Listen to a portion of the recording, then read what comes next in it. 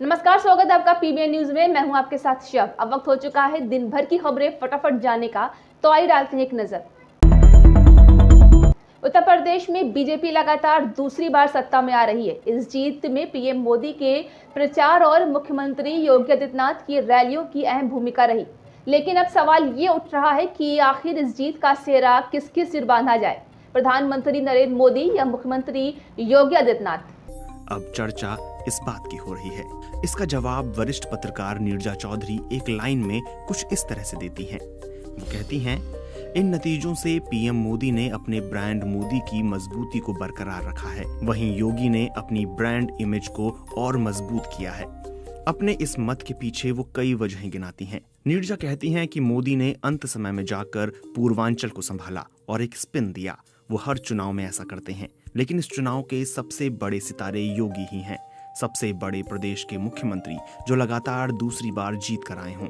ऐसा कोई और नहीं हुआ। पिछली बार योगी को बाहर से लाकर सीएम की कुर्सी पर बिठाया गया था, लेकिन ये चुनाव उनके नेतृत्व में लड़ा गया। योगी की मोदी से अलग एक अपनी फैन फॉलोइंग है। इस जीत से योगी ने मोदी के बाद वाली बीजेपी में प्रधानमंत्री पद की दावेदारी और पक्की कर ली है। यही वजह है कि कई जानकार इस चुनाव में मोदी से ज्यादा योगी की साख दांव पर होने की बात कह रहे थे। उत्तर प्रदेश में भाजपा ने चुनाव जीतकर दोबारा सत्ता तक पहुंचने का रास्ता साफ कर लिया है। असदुद्दीन ओवैसी ने चुनाव परिणाम को लेकर बयान दिया है। उन्होंने कहा है कि दूसरी सियासी दल हार छिपाने की कोशिश में है। ओवैसी ने कहा है कि ये ईवीएम की गलती नहीं है, बल्कि लोगों के दिमाग में चिप डाल दी गई है, ये उसकी गलती है। जो पॉलिटिकल पार्टीज अपनी नाकामी को छुपाने के लिए ईवीएम का चीख पुकार कर रहे हैं, मैंने 2019 में भी कहा था कि गलती ईवीएम की नहीं है, गलती जो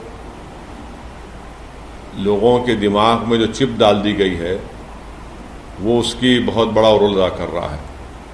और चौथी बात यह है कि कामयाबी हुई है ज़रूर, मगर ये 80-20 की कामयाबी है।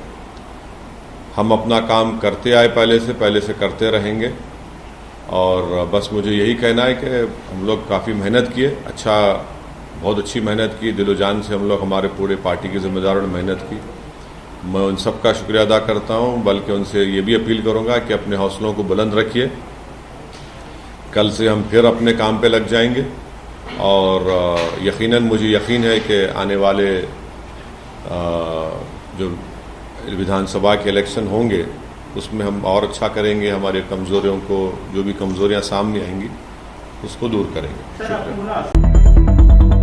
यूपी चुनाव में बहुजन समाज पार्टी को महज एक सीट पर जीत मिली है। 2007 में बहुजन समाज पार्टी अपने दम पर उत्तर प्रदेश की सत्ता में आई थी। वहीं 2017 में बीएसपी को वोट शेयर 20% था, जो इस बार कम होकर 12.8% हो गया है। वहीं बीएसपी को पंजाब में एक सीट मिली है और वोट शेयर 1.7% रहा। यूपी चुनाव में करारी हार के बाद बीएसपी सुप्रीमो मायावती ने बयान जारी किया है।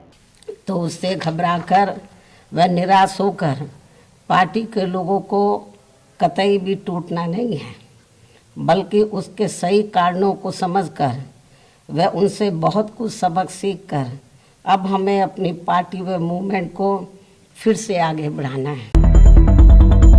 पंजाब में जनादेश आ गया है। सूबे के इतिहास की सबसे बड़ी जीत के बाद आम आदमी पार्टी अब सरकार बनाने की तैयारी में है। वहीं दूसरी तरफ पंजाब कांग्रेस में हार के बाद रार मची हुई है। गुरुवार को परिणाम आने के बाद शुक्रवार को पंजाब की राजनीति में हलचल तेज रही।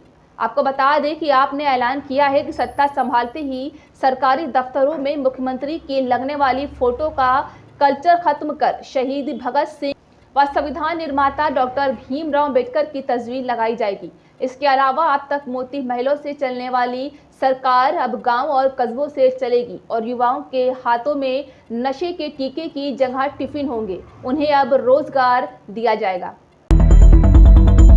5 में से 4 राज्यों में प्रचंड जीत के एक दिन बाद ही पीएम नरेंद्र मोदी गुजरात विधानसभा चुनाव की तैयारियों में लग गए हैं। यूपी, गोवा, मणिपुर और उत्तराखंड के चुनाव परिणाम जारी होने के अगले ही दिन पीएम मोदी गुजरात पहुंच गए। वे 2 दिवसीय गुजरात दौरे पर हैं। यहां साल के अंत में विधानसभा चुनाव होने हैं।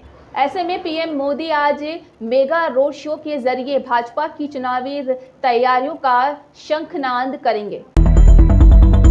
अमेरिका के विदेश मंत्री एंटनी ब्लिंकन से एक न्यूज चैनल पर इंटरव्यू के दौरान पूछा गया कि अगर रूस के हमले में यूक्रेन के राष्ट्रपति वोलोदिमीर ज़ेलेंस्की मारे जाते हैं तब क्या होगा। इस सवाल के जवाब में ब्लिंकन ने कहा है कि यूक्रेन की सरकार के पास आकस्मिक योजना है। देखिए खास रिपोर्ट। इस सवाल के जवाब में ब्लिंकन ने कहा कि यूक्रेन के पास योजना है। मैं इस पर अभी विस्तार से बात नहीं करने जा रहा। हम इस बात को तय करेंगे कि सरकार को सत्ता में रखने के लिए क्या करना है, इसे मुझ पर छोड़ दीजिए। पाकिस्तान के प्रधानमंत्री इमरान खान के खिलाफ विपक्षी दल संसद में अविश्वास प्रस्ताव पेश करने की तैयारी कर रहे हैं। उनका दावा है कि इमरान खान के दिन गिने जा चुके हैं और उनके अपने लोग उनसे ऊब चुके हैं। अविश्वास प्रस्ताव को लेकर पाकिस्तानी पीएम भी सक्रिय हो गए हैं।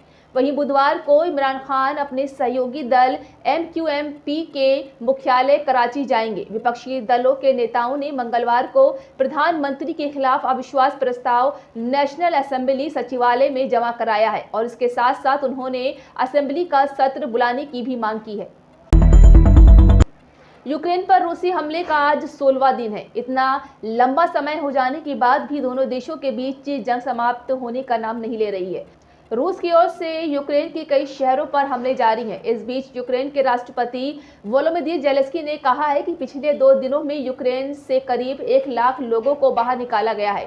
वहीं फेसबुक ने नेशनल मीडिया प्लेटफॉर्म पर रूसी आक्रमण व पुतिन के खिलाफ खुलकर बोलने की अनुमति दे दी है।